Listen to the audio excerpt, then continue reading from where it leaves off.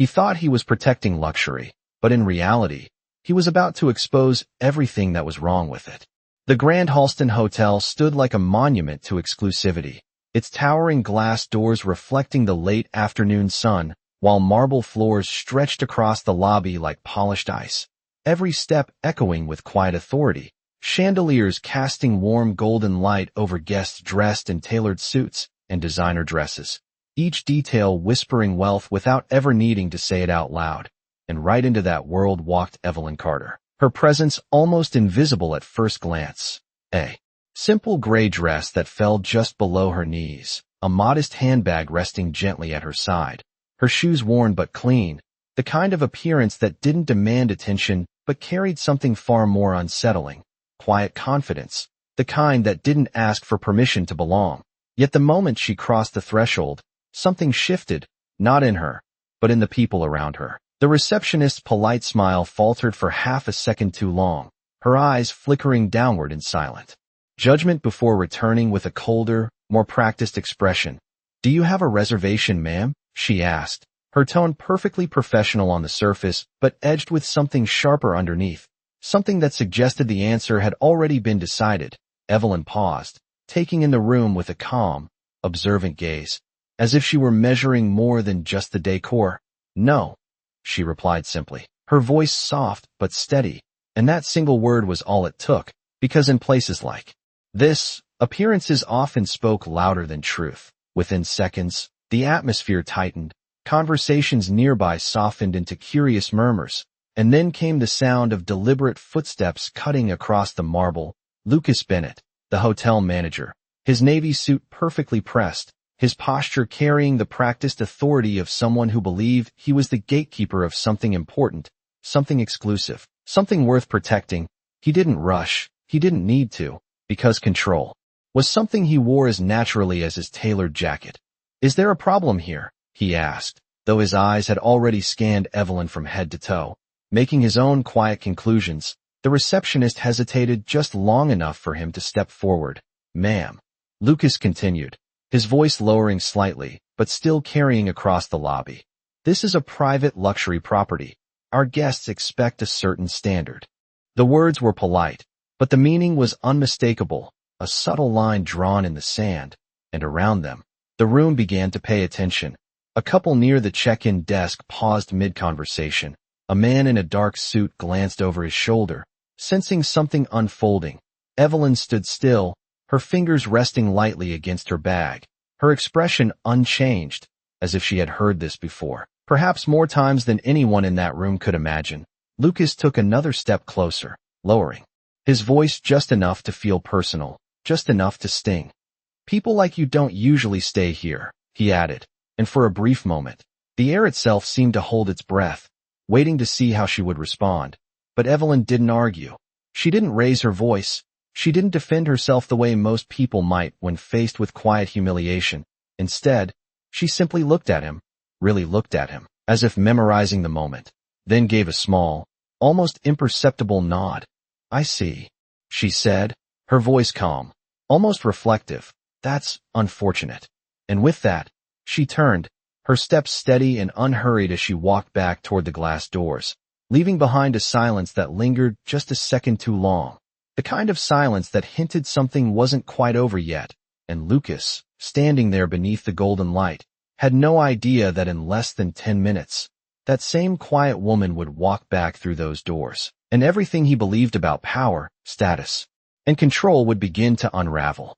The glass doors closed softly behind Evelyn Carter, sealing in the quiet judgment she had just walked away from. Yet outside, the air felt different, cooler, sharper, as if the world beyond the polished marble did not pretend to measure worth by appearance. She paused at the edge of the sidewalk, her gaze lifting briefly toward the towering facade of the Grand Halston Hotel, her expression unreadable, not anger, not embarrassment, but something far more controlled, as if she had just confirmed something she already suspected. Inside the lobby, however, the tension she left behind had not disappeared. It had simply shifted. Lucas Bennett adjusted his cuffs with a subtle flick of irritation, turning back toward the receptionist. "You handled that appropriately," he said, though his voice carried a faint edge, as if he needed to reassure himself as much as anyone else. The receptionist nodded quickly, eager to align, but her eyes flickered toward the doors where Evelyn had exited, something about the encounter lingering in her mind, something she could not quite explain. Nearby, a guest in a charcoal suit leaned toward his companion, whispering just loud enough to be heard. That seemed unnecessary. His companion shrugged, though his expression suggested quiet agreement. Lucas noticed the exchange and straightened slightly, his tone sharpening as he addressed the front desk. "We maintain standards here. That is what keeps this place exclusive," he said, louder now, as if speaking not just to his staff but to the entire room, as if reinforcing a rule that could not be questioned. And for a moment, the lobby seemed to settle again. Conversations resumed, footsteps echoed, the illusion of control restored. Yet beneath it, something subtle had changed, something invisible but present, like the faint tension before a storm. Outside, Evelyn reached into her bag and pulled out her phone, her movements calm, deliberate. She did not rush. She did not hesitate. She simply tapped a contact and lifted the phone to her ear. "I am here," she said quietly, her voice steady. "Yes, I have seen enough." There was a pause, her eyes drifting once more toward the hotel entrance, reflecting the golden light from inside. "No, do not announce anything yet," she added, her tone firm but composed. "Give it 10 minutes. She ended the call and slipped the phone back into her bag, standing there for a brief moment longer as traffic moved along the street. Cars passing, people walking, unaware that something significant was about to unfold just steps away. Inside, Lucas had already moved on, greeting a newly arrived couple with a polished smile that seemed effortless, his earlier tone replaced with warmth and precision. "Welcome to the Grand Halston," he said smoothly, as if the moment before had never existed, as if nothing had been said that might one day echo back louder than intended. But then, just as the rhythm of the lobby began to settle into its usual flow, a low, almost imperceptible sound approached from outside. The hum of engines, deep and controlled, not loud, but unmistakably deliberate. One by one, heads began to turn toward the entrance again, not out of curiosity this time, but instinct. Something about the arrival felt different, heavier, as if it carried purpose. The receptionist glanced up, her fingers pausing mid-motion over the keyboard, and Lucas, mid-sentence with his guests, found his voice trailing off for just a fraction of a second, the kind of pause most people would not notice, but enough to reveal that even he could feel it. Something was coming, and whatever it was, it did not ask for permission to enter. The sound grew clearer now, no longer just a distant hum but a presence that seemed to press against the glass doors, steady and deliberate. As the first black SUV rolled to a precise stop at the curb, its polished surface reflecting the hotel's towering facade like a mirror of authority, followed by a second, then a third, each vehicle aligning with quiet precision, and inside the lobby, the shift was immediate. Conversations faltered, footsteps slowed, and even the soft clinking of glassware from the lounge seemed to fade into the background. The receptionist straightened instinctively, her earlier composure tightening into something more alert, while Lucas Bennett turned fully toward the entrance, his expression sharpening. Not concern, not yet, but curiosity edged with something he could not quite name. The glass doors opened smoothly, and the first figure stepped inside, a man in a tailored charcoal suit, his posture controlled, his gaze scanning the room with practiced efficiency, not as a guest admiring the luxury, but as someone evaluating it. Behind him, 2 others followed, equally composed, carrying folders, tablets, their presence coordinated without a single word exchanged. And just like that, the balance of the room shifted again. This was not arrival for comfort. This was arrival with purpose. The man paused just inside the threshold, his eyes moving across the marble floors, the front desk, the staff, and then he spoke, his voice calm but carrying effortlessly through the lobby. "We are here for Ms. Evelyn Carter." And the name landed in the air like a quiet echo that did not belong to the moment before. The receptionist blinked, her fingers hovering above the keyboard. "I am sorry, sir. I do not have a reservation under that name," she replied, her voice careful now, measured, as if sensing the stakes had changed. The man's expression did not shift. "She does not need a reservation. he said simply, and behind him, another associate checked his tablet, nodding once, confirming something unseen to everyone else in the room. Lucas stepped forward, reclaiming his role with practiced authority, though the confidence in his stride was just a fraction slower than before. "May I ask what this is regarding?" he said, his tone still professional, but no longer entirely in control. The man turned his attention to Lucas, holding his gaze just long enough to establish something unspoken. "Internal review," he replied, and the words were simple, yet they carried weight, the kind that did not need explanation. A faint murmur rippled through the guests nearby, not loud, but enough to signal that something significant was unfolding. Lucas felt it now, the subtle tightening in his chest, the realization that this was not routine, not a standard guest interaction. Something deeper was moving beneath the surface. And then, as if the moment had been waiting for it, the glass doors opened once more, and Evelyn Carter stepped back inside, her pace unchanged, her expression as calm as it had been when she left. But now, the room saw her differently, not because she had changed, but because everything around her had. The man in the charcoal suit turned immediately, stepping toward her with quiet respect. "Miss Carter," he said, inclining his head slightly. "The board is ready." And in that instant, the silence that followed was complete, absolute, the kind of silence that did not come from absence of sound, but from the sudden collapse of assumptions. Lucas stood frozen, the words he had spoken just minutes ago echoing back in his mind with a clarity that felt sharper than before, and for the first time, the certainty he had carried so effortlessly began to fracture, because the woman he had dismissed, the one he believed did not belong, was now standing at the center of something far beyond his control, and the room, once so confident in its quiet judgments, could do nothing but watch. The silence did not break all at once. It stretched, thick and heavy, pressing against every corner of the lobby as if the room itself was struggling to understand what had just shifted, and Evelyn Carter stood at its center without moving, without raising her voice, without needing to claim anything, because authority, real authority, did not announce itself, it was recognized. The man in the charcoal suit stepped slightly aside, giving her space not out of formality, but out of instinct, the kind that comes from knowing exactly who holds the power in a room. And Evelyn's eyes moved calmly across the lobby, not hurried, not emotional, but observant, deliberate, as if she were seeing everything more clearly now than before. The polished floors, the carefully arranged decor, the staff standing just a little too still, and finally, her gaze settled on Lucas Bennett, and for the first time, he felt it. Not the judgment he had delivered earlier, but something far quieter, far more unsettling. Evaluation. He opened his mouth slightly, as if to speak, but no words came, because nothing he had prepared for in his role applied to this moment. Evelyn took a few measured steps forward, her heels soft against the marble, each step controlled, unhurried, and when she spoke, her voice was calm, almost gentle, yet it carried through the entire space.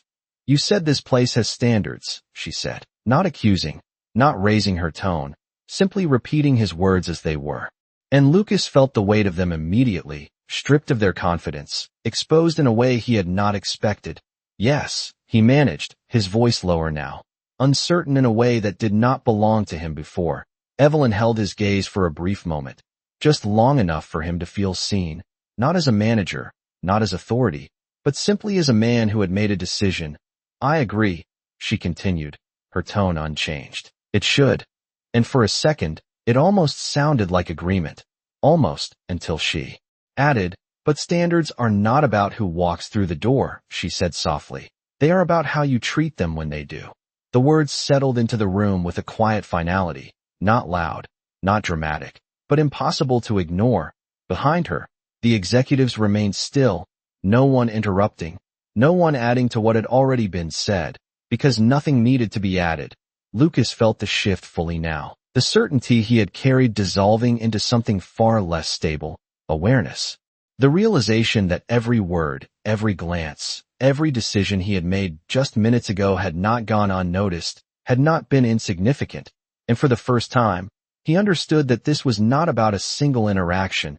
It was about something larger, something systemic, something that had just been brought into the light. Evelyn's.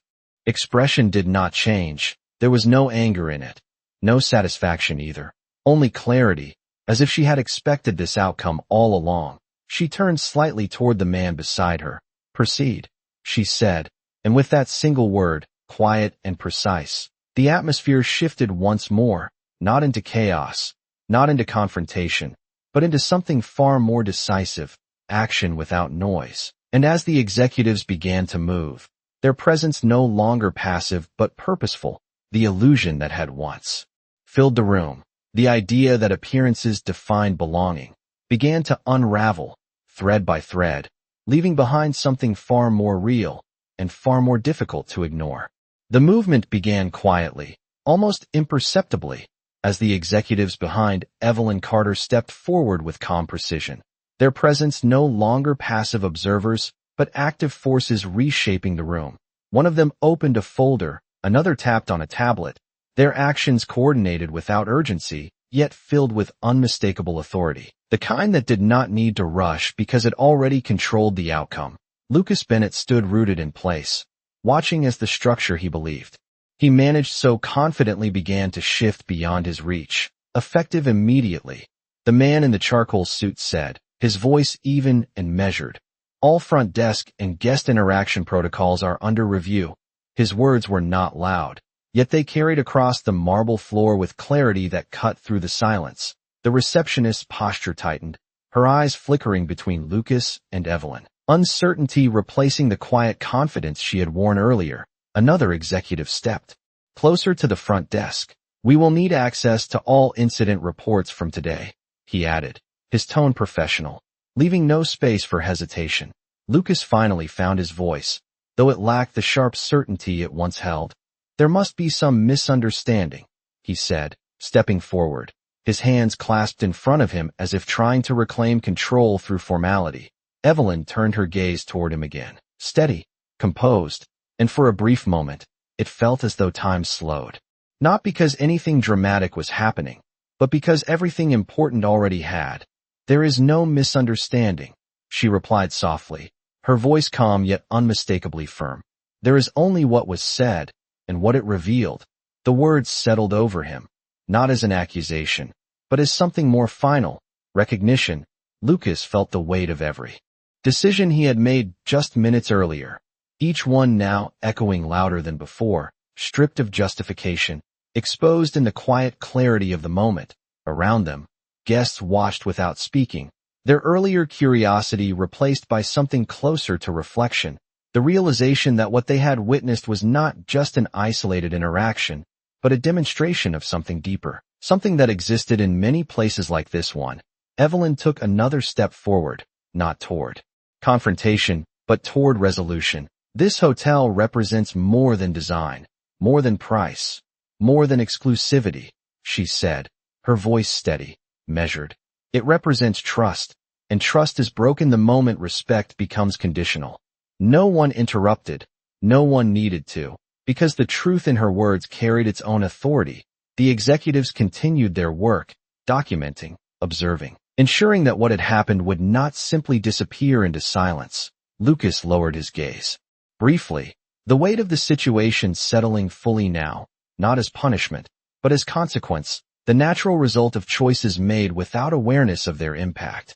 Evelyn paused, her expression unchanged, not harsh, not forgiving, simply resolute. "Standards," she said quietly, almost as if repeating the word for herself, "are not measured by appearance."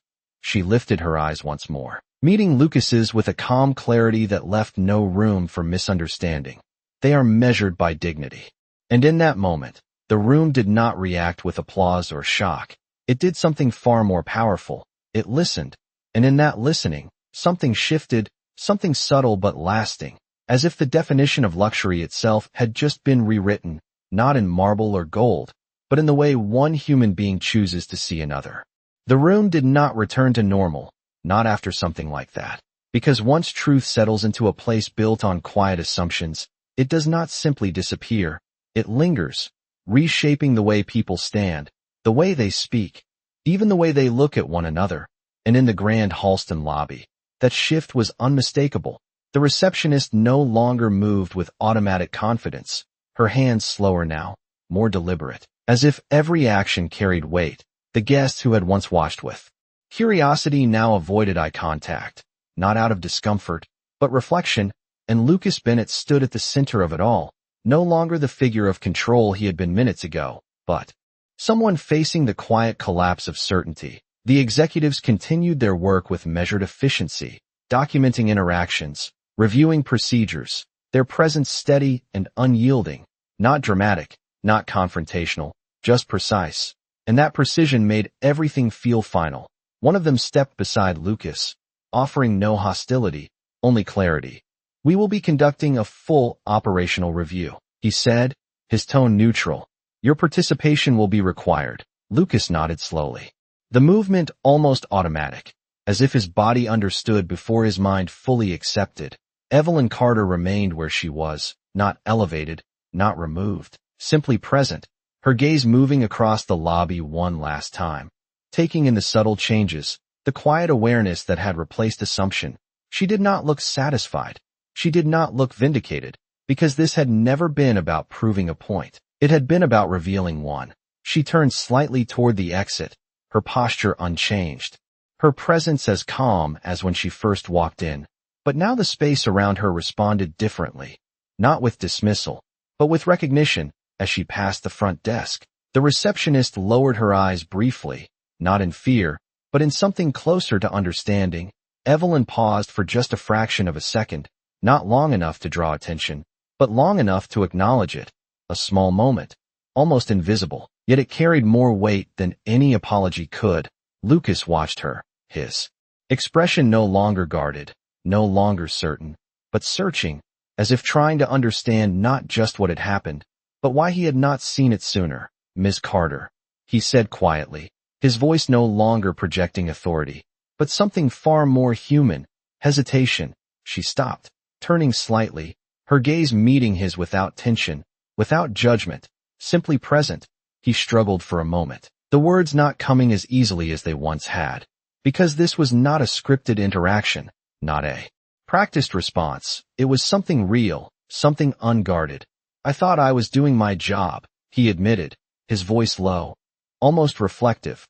Evelyn regarded him for a brief moment, not dismissing, not correcting immediately, but allowing the weight of his words to settle. "You were," she said gently, and for a second, relief flickered across his face, until she continued. "But you forgot what the job actually is." The words were not harsh, yet they carried a clarity that left no room for interpretation. Lucas lowered his gaze slightly, the realization settling deeper now, not as humiliation, but as awareness, the kind that changes something fundamental. Evelyn gave a small nod, not as approval, but as closure, and then she turned, walking toward the glass doors once more, her steps steady, unhurried, the same as before, yet everything had changed, and as the doors opened and the light from outside spilled across the marble floor, the lobby remained silent. Not because there was nothing to say, but because everyone understood that what had just happened would not be forgotten, and that from this moment forward, the measure of that place would no longer be its luxury, but its dignity. The glass doors closed behind Evelyn Carter once more, but this time, they did not separate her from the moment. They sealed it inside the people who remained, and in the quiet that followed, the Grand Halston lobby no longer felt like the same place it had been just minutes ago. The marble floors still shone, the chandeliers still glowed, the architecture remained untouched, yet something far more important had shifted, something invisible yet undeniable, the understanding of what truly defined the space. Lucas Bennett remained where he stood, his posture no longer rigid, his presence no longer commanding, as if the role he had carried so confidently had been quietly set down without him realizing it. He looked around, not at the decor, not at the guests, but at the details he had once overlooked, the subtle expressions of his staff, the hesitation in their movements, the awareness now present in every interaction, and for the first time, he saw the environment not as something to control, but something to understand. One of the executives approached him again, his tone unchanged, calm, direct. "We will begin interviews with the front desk team within the hour," he said, holding a tablet at his side. Lucas nodded. His response slower now, more deliberate, not out of resistance, but reflection. Understood, he replied, the word carrying a different weight than it would have before. Across the lobby, the receptionist adjusted her posture, her movements. Careful, attentive, as she greeted the next guest, her tone warmer, more present, not forced, not exaggerated, but intentional, as if she now understood that every word, every glance, carried meaning beyond the surface. A guest stepped forward, dressed casually, not unlike Evelyn had been, and for a brief moment, the receptionist paused, not out of judgment, but awareness. Then she smiled, genuine this time. Welcome, she said softly, and though the word was simple, it held something new, something earned. Lucas noticed it, that small change, that subtle shift, and it stayed with him, more than any policy, more than any directive, because it was real, because it could not be faked. He exhaled slowly, the breath carrying with it the last remnants of the certainty he once held, replaced now by something quieter, something more grounded, understanding, not complete, not immediate, but beginning, the kind that does not arrive all at once, but builds through moments like this. He glanced once more toward the entrance where Evelyn had disappeared, the light from outside still spilling across the floor, and for a brief second, he considered what might have happened if he had simply chosen differently, if he had looked beyond the surface, if he had paused before deciding who belonged. But that moment had passed, and all that remained was what came next. The executives continued their work, the structure of the hotel adjusting not through force, but through clarity. Policies would change, procedures would evolve, but more importantly, perception had shifted, and that was something no document could fully capture. The lobby slowly resumed its rhythm, footsteps returning, conversations rebuilding, yet beneath it all, there was a new awareness, a quiet understanding that lingered in every interaction, and Lucas stood in the center of it, not as the one who defined the space, but as someone learning, perhaps for the first time, what it truly meant to uphold its standards, not through exclusion, but through dignity. And in that realization, something far more lasting than authority began to take shape, respect, not demanded, not assumed, but earned. The afternoon light stretched longer across the marble floor, casting soft reflections that seemed calmer than before, yet beneath that calm, something continued to shift, not loudly, not dramatically, but steadily, like a current reshaping everything it touched. The Grand Halston was still operating, guests still arrived, staff still moved through their routines, but those routines no longer felt automatic. They carried intention now, awareness, and Lucas Bennett felt it in every interaction, every glance, every decision that no longer came as easily as before. He stood near the front desk, not behind it as he usually would, but slightly to the side, observing rather than directing, and that alone felt unfamiliar. The receptionist greeted another guest, her tone measured, respectful, her posture attentive without being rigid, and Lucas noticed the difference immediately, not just in her, but in the guest's response, a subtle ease, a sense of being welcomed rather than evaluated. It was a small moment, almost invisible, yet it held more meaning than any policy update could capture. One of the executives approached him again, holding a tablet filled with notes. We have identified several patterns, he said calmly. Most of them are not written in procedure, but practiced in behavior. Lucas listened, his expression focused, no longer defensive, because he understood now that the issue had never been about a single action. It had been about a mindset, something embedded so deeply it had gone unnoticed. It is not intentional, Lucas said quietly, more to himself than to the executive. But it is consistent. The executive nodded once, acknowledging the truth in that statement.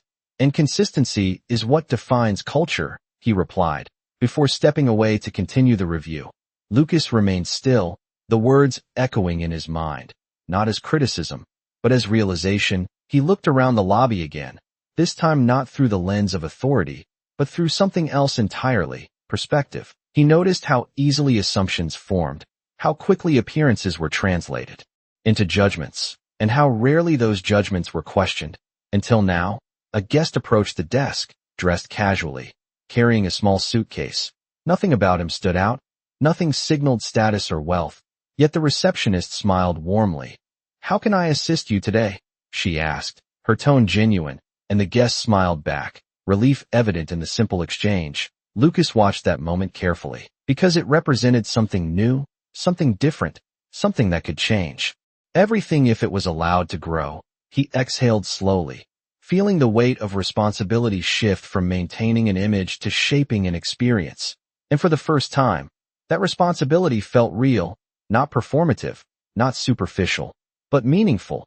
The executives continued their quiet work in the background, their presence no longer disruptive, but integrated, as if the process itself had become part of the hotel's rhythm. And Lucas understood now that this was not about correction. It was about transformation, something that would not happen overnight, but had already begun. He glanced once more toward the entrance, where the light from outside still filtered in, softer now as the day moved forward, and he thought of Evelyn Carter, not as the woman he had misjudged, but as the reason everything had changed, not through force, not through confrontation, but through clarity. And in that clarity, the definition of what the Grand Halston truly represented had been rewritten, not in its architecture, not in its exclusivity, but in the quiet, deliberate way it chose to treat every person who walked through its doors.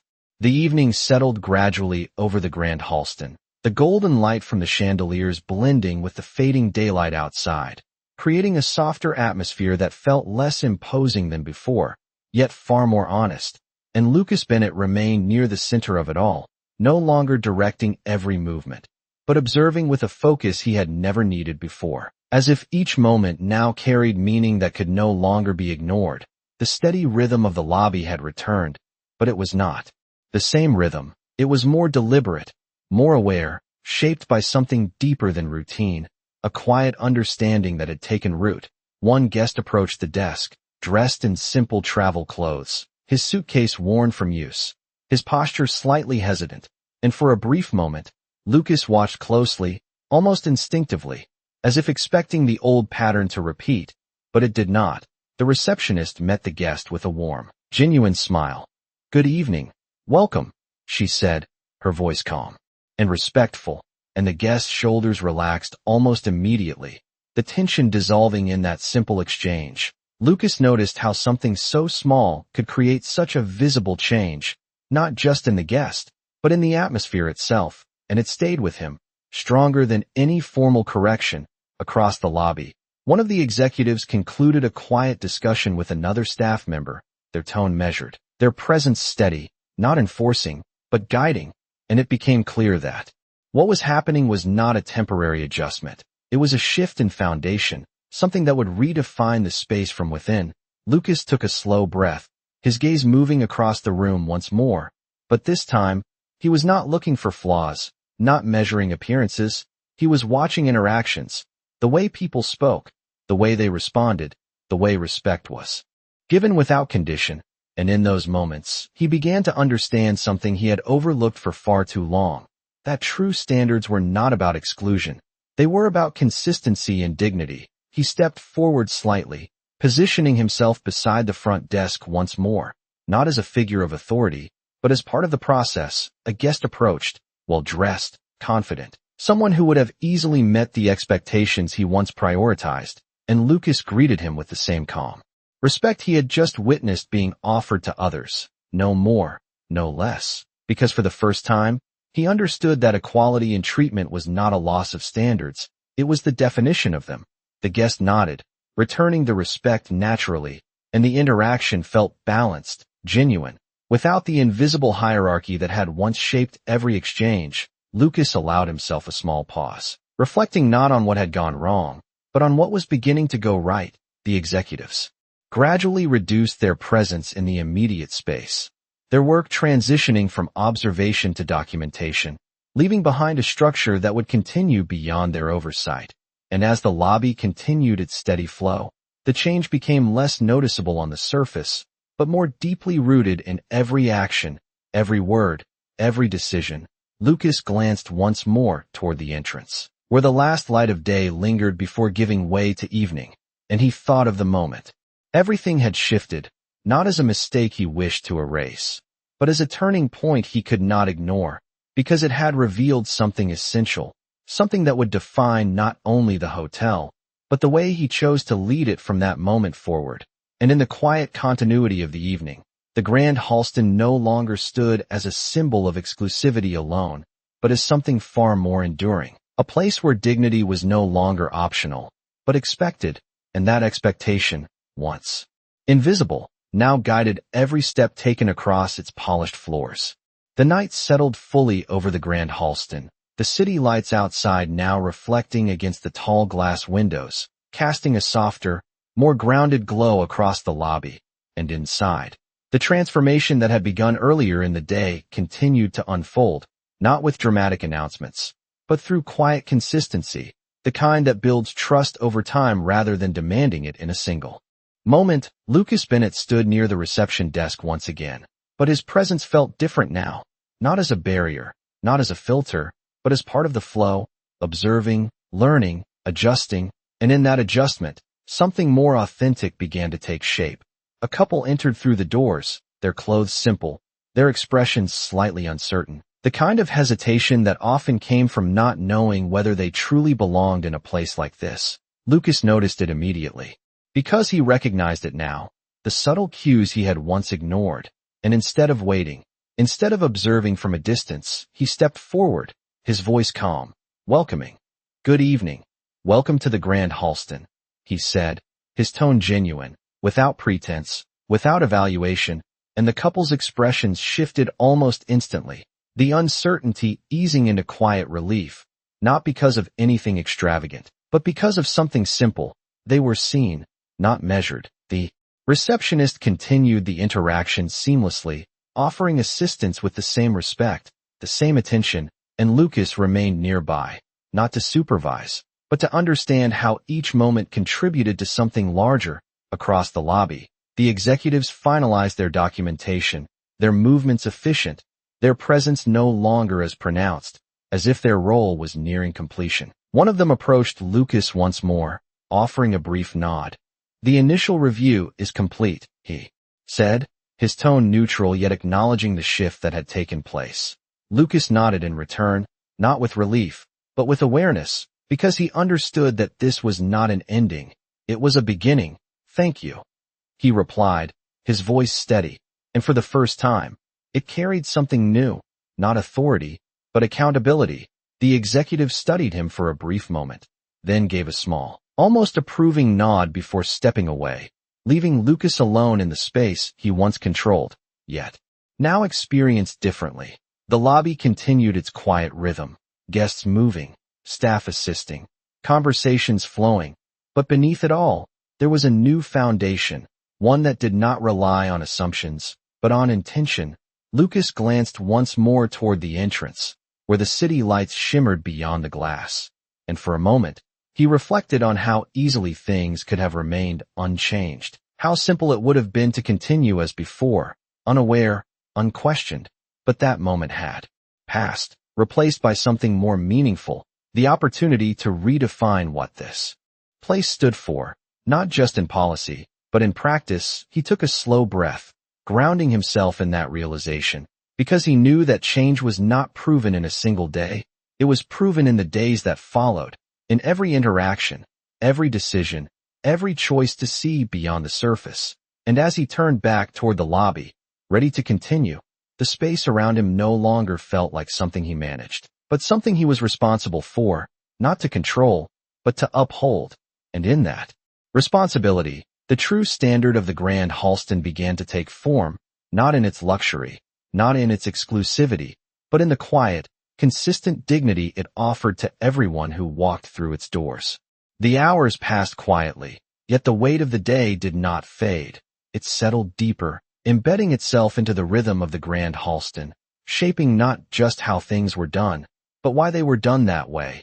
And Lucas Bennett remained present through it all, no longer driven by habit, but guided by awareness. Each interaction now carrying intention, each decision made with a level of thought he had not applied before. The lobby, once a stage for quiet judgment, had become something different, something more grounded, more human, a space where people were no longer filtered by appearance, but welcomed through presence. And that change, though subtle, could be felt in every corner, A family entered late in the evening, their clothes modest, their expressions tired from travel, the kind of guests who might have once been overlooked or questioned. Lucas noticed them immediately, not because they stood out, but because he had learned to notice what he once ignored. He stepped forward without hesitation, his tone calm and genuine. "Good evening. Welcome," he said, offering assistance before any doubt could form. The parents exchanged a brief glance of surprise, then relief, their shoulders easing as their children looked around the lobby with quiet curiosity. And in that moment, Lucas understood something clearly.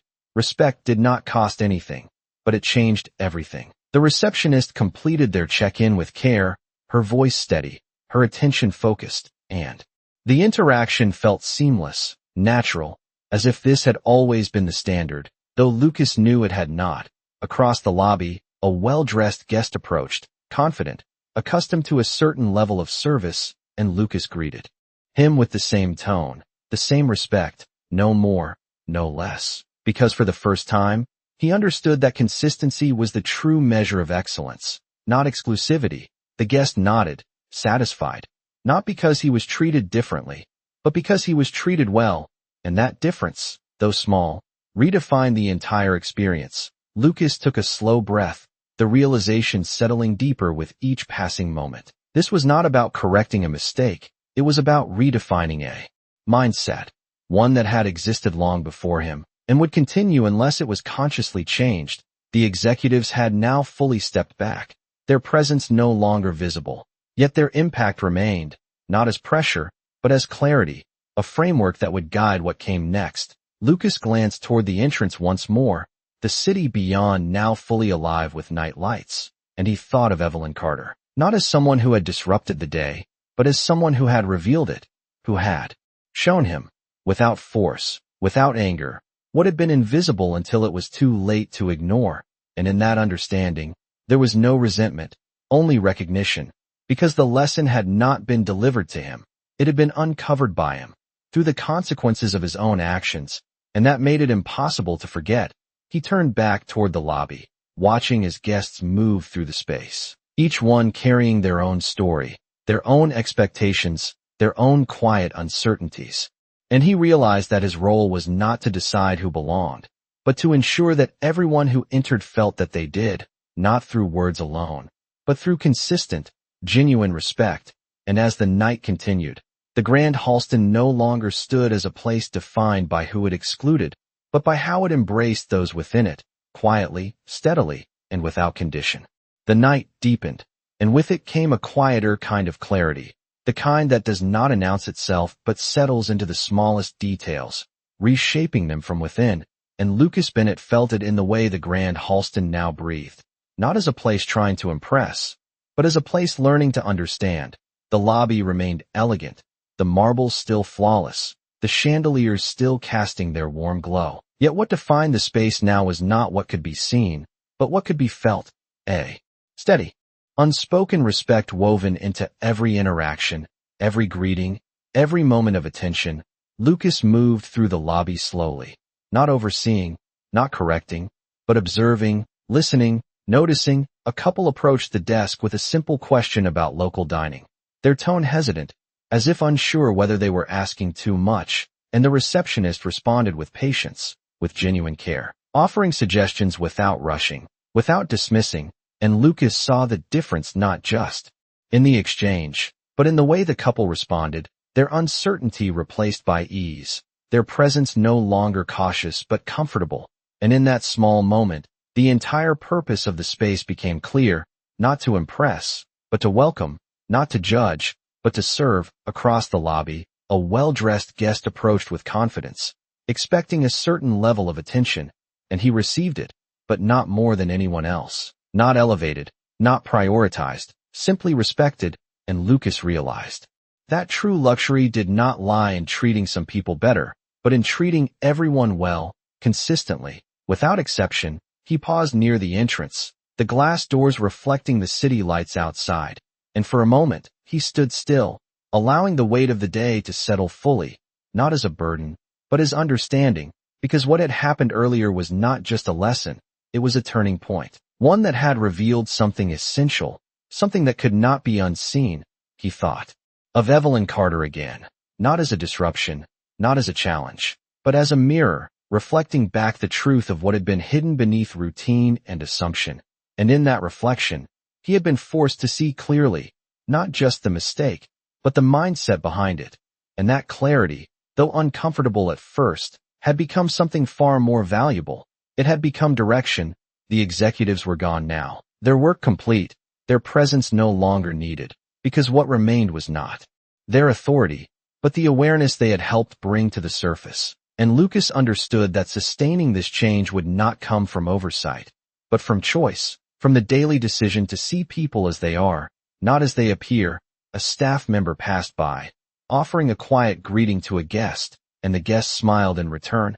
A simple exchange, almost invisible, yet it carried the same weight as everything that had happened before. Because it represented consistency, and consistency was what turned moments into culture. Lucas exhaled slowly, feeling a sense of calm he had not experienced in that space before, not because everything was perfect, but because everything was now honest. And as he looked across the lobby one last time, he understood that the Grand Halston had not lost anything in this transformation. It had gained something far more valuable, something that could not be polished or displayed, only practiced, dignity.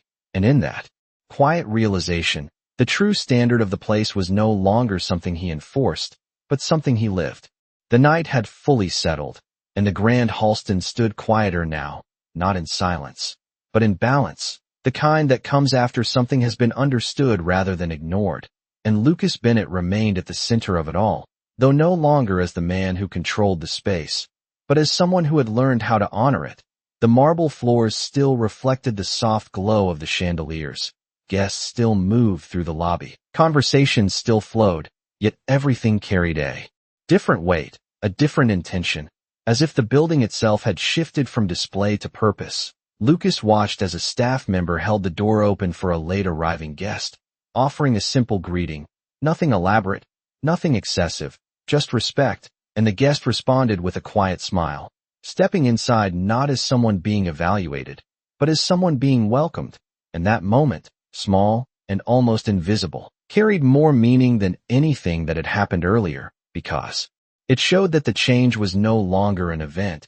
It had become a habit. Lucas took a slow breath, letting that realization settle, because he understood now that transformation was not proven in dramatic gestures, but in consistent actions, repeated quietly, until they defined the culture itself. He walked toward the front desk, his steps measured, his presence calm, no longer projecting authority, but embodying it in a different way. A guest approached with a question, uncertain, hesitant, and Lucas listened fully before responding, his tone steady, respectful, giving the same attention he would offer anyone. And in that exchange, there was no hierarchy, no assumption, only connection. And for the first time, that felt like the true role he was meant to fulfill, not to decide who belonged, but to ensure that everyone did. He glanced once more toward the entrance, the glass reflecting the quiet city beyond, and for a moment, he thought of Evelyn Carter, not as someone who had corrected him, but as someone who had revealed something essential, something that had always been there but had gone unseen. And in that revelation, there was no bitterness, only gratitude, because the lesson had not taken anything from him. It had given him something far greater, clarity, the kind that changes not just how a place is managed, but how it is understood. The lobby continued its steady rhythm, staff moving with intention, guests responding with ease, the atmosphere no longer defined by exclusivity, but by consistency and respect. And Lucas stood there, not as the gatekeeper of luxury, but as its guardian in a different sense, protecting not the image, but the experience, ensuring that what people felt when they walked through those doors matched what the place truly stood for. And as the night carried on, the Grand Halston no longer needed to prove its value through appearance, because its value was now reflected in something far more enduring. The way it treated every person who entered, without exception, without hesitation, and in that quiet, steady truth, the meaning of luxury had been redefined, not by what could be seen, but by what could be felt. And that night, without announcement, without ceremony, the world inside those walls remembered what dignity looked like.